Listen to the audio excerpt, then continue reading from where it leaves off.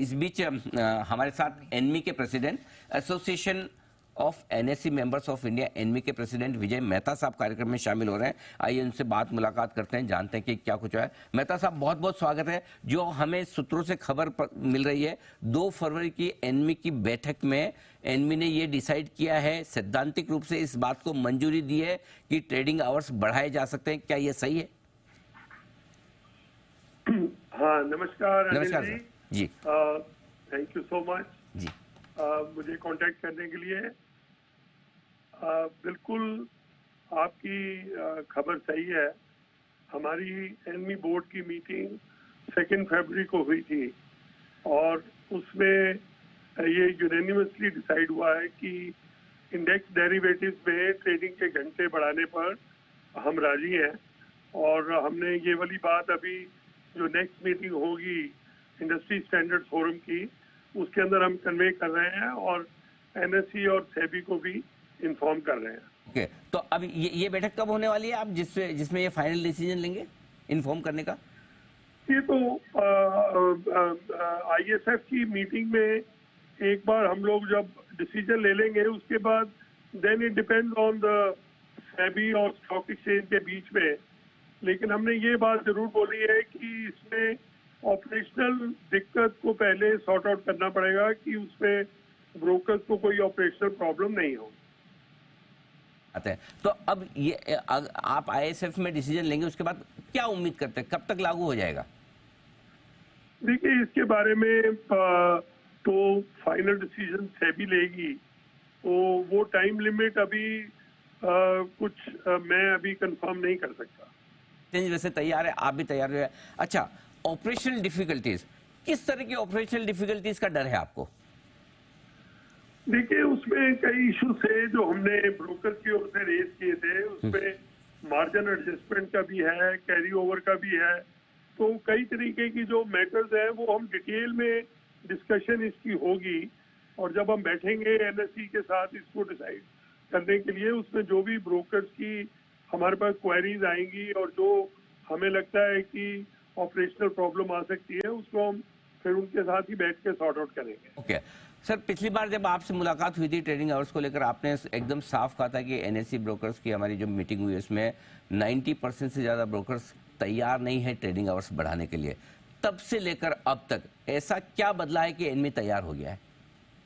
इसलिए अगर आपको याद हो तो मैंने अपने इंटरव्यू में ये बात बड़ी क्लियरली बोली थी कि there are lot of operational problems. अब अगर ऑपरेशनल प्रॉब्लम्स हमारी सॉर्ट आउट हो जाती है तो उसके बाद में हम लोग as on a trial basis सिर्फ इंडेक्स डेरिवेटिव्स में जाएंगे। अगर वो एक्सपेरिमेंट सक्सेसफुल हो जाता है देन उसके बाद में I think we can discuss it further. तो मेहता साहब, आप ये कह रहे हैं कि तब से लेकर वैसे बदला कुछ नहीं है, लेकिन आपको ये एश्योरेंस दिया गया है कि ऑपरेशनल दिक्कतें दूर की जाएंगी ट्रेडिंग शुरू करने के पहले, करेक्ट? नहीं, उसके बाद में हमारी जो ब्रोकर्स की रिस्पांस है उसमें भी फर्क आया है और उसी के कारण फिर हमने इस बात को दोबारा कंसिडर किया। क्या मेजॉरिटी ऑफ ब्रोकर्स तैयार हैं कि चलिए ट्रेडिंग आवर्स बढ़ा दीजिए?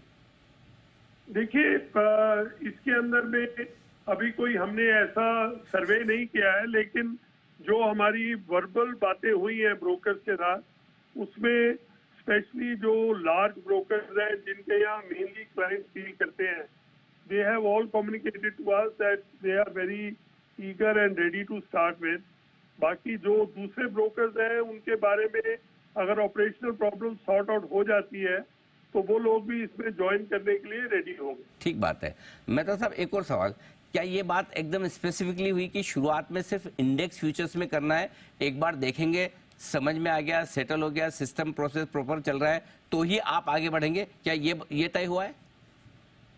हाँ, हमारे बोर्ड मीटिंग में यही डिस्कस हुआ है कि let's do it as a experiment basis और इंडेक्स डेरिवेटिव्स में हम स्टार्ट करेंगे और उसके बाद में depending upon the response, depending upon the operational issues के बारे में सेटलमेंट और ब्रोकर्स का, क्लाइंट्स का रिस्पॉन्स, ये जब सब आ जाएगा उसके बाद में we will discuss it further. Okay, perfect है। सर वैसे तो आपने कहा है कि डिसाइड सेबी को करना है कि कब से शुरू करेंगे, फिर भी सर जस्ट दर्शकों की मेरी जानकारी के लिए मुझे अच्छा फील है उसके लिए बताएं सर, खुशखबर कब आने वाली है, कब तक हो जाएगा? अनिल जी, ये हमारे हाथ में नहीं है जी हम लोगों ने अपनी ओर से कन्वे कर दिया है, जी जो हमारी जिम्मेवारी थी हमने पूरी कर दी। ठीक अब बात। उसके बाद आगे ये matter it will be purely decided by SEBI. Mehta साहब बहुत बहुत धन्यवाद आपका समय देने के लिए और विस्तार से बताने के लिए एनमी की पोजीशन इस पूरे मामले। अच्छा एक और सवाल याद आ गया, तो इसमें एनमी के साथ बीएससी ब्रोकर्स फोरम, बीबीएफ और बाकी जो भी ब्रोकर्स एसोसिएशन वगैरह जो है आपकी संस्थाएं हैं, इन सबसे बातचीत होने के बाद ये फाइनल डिसीजन हुआ है सर? एक्चुअली ये वाला जो कम्युनिकेशन था इसमें सभी ब्रोकर एसोसिएशन की ओर से औरों को कांटेक्ट किया गया था। अब एनमी जैसे कि आप जानते हैं अनिल जी कि ANMI is the largest pan India representative body of the broker members. So हमने अपनी ओर से कन्वे कर दिया है, बाकी किसी ने कन्वे करना है या उनका क्या स्टैंड है उसके बारे में मुझे कोई ऑफिशियल इंफॉर्मेशन नहीं है। बात है। मेहता साहब बहुत बहुत धन्यवाद और एक बार आपको एनमी के सारे मेंबर्स को बहुत बहुत शुभकामनाएं। मेरे ख्याल से हिंदुस्तान के स्टॉक मार्केट के इतिहास में एक नए अध्याय की शुरुआत होने वाली है, जल्दी होगी। नए ट्रेडिंग आवर्स, लंबे ट्रेडिंग आवर्स, चाहे इंडेक्स फ्यूचर्स में हो और बाद में किस तरह से बढ़ते हो देखा जाएगा, लेकिन उसकी शुरुआत होने जा रही है। ग्लोबल मार्केट्स के साथ लिंकेज के तौर पर इसे देखा जा रहा है। इंटरेस्टिंग होगा। आज आपने समय दिया, हमसे बातचीत की, thank you so much sir, धन्यवाद।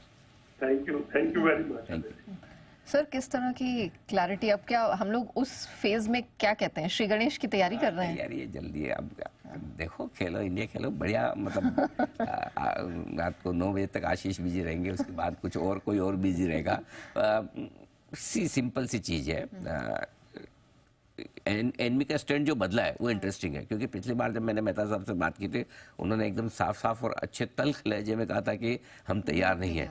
हालांकि तब से अब तक कुछ नहीं बदला है, सिर्फ बदला तो एक है कि वो उनका रुख और स्टैंड। इसका मतलब क्लियर है कि डिस्कशंस हुए होंगे, बातचीत हुई होगी, ब्रोकर्स की बात सुनी गई होगी एक्सचेंजेस के द्वारा कि भाई इनको क्या क्या दिक्कतें हैं, स्टाफ ज़्यादा रखना पड़ेगा, मार्जिनिंग सिस्टम स्ट्रॉन्ग करना होगा, बैंकिंग सिस्टम आपको परफेक्ट चाहिए 24/7, बहुत सारी चीज़ें हैं जिनसे कि अगर आप ट्रेडिंग तो कर रहे हो, लेकिन ट्रेडिंग वो वैसा ही ना जैसे हम बैठ के शो कर रहे हैं, बड़ा आसान लगता है सबको, क्या अनिल जी बोल रहे हैं, नेहा जी बोले, लेकिन पीछे हमारे कितने लोग लगे हैं जो शो को स्मूथ बना रहे हैं, जीरो डिफेक्ट पे बिना किसी गलती के एरर फ्री कर रहे हैं। करेक्ट। उसमें जो मेहनत लगती है ना वो किसी को दिखती नहीं है। वही चिंता एनएससी मेंबर्स की थी। तो मतलब इन्हें टाइम अभी ट्रेडिंग लगेगा, करना सिंपल ट्रेडिंग हो रही है, लेकिन संभाले कौन? और अच्छा समझो आपको शिफ्ट एक्स्ट्रा करनी है, लगाना है, स्टाफ लगाना है, करना है, तो क्या वाकई में उतनी फायदा है क्या? दूसरी बात है बड़े ब्रोकर्स के लिए बड़ा अच्छा है, जो टेक्नोलॉजी ड्रिवन है, कोई डिस्काउंट ब्रोकरेज टेक्नोलॉजी पर, उनकी तो ठीक है। क्या छोटे ब्रोकर कर पाएंगे? मर जाएंगे। सही बात है। ठीक है, तो ये सारी चीजें हैं जो एनएससी मेंबर्स की, बाकी ब्रोकर्स की चिंताएं थी, इन पे डिस्कशन हुए होंगे, राय निकली होगी। अब एग्जैक्टली क्या कैसे क्या हुआ है वो तो समय बताएगा, लेकिन ओवरऑल ठीक है। चलो हम एक अलग उसकी भी क्लैरिटी नहीं, जो कहा कि ऑपरेशनल इश्यूज आएंगे, उसकी भी कोई गाइडलाइन, मतलब उस पर भी तो वर्क करना पड़ेगा ना कि होगा वो किस तरह की इश्यूज होंगी। ये जब देखते हैं फाइनल आउटकम कब किस तरह का आता है,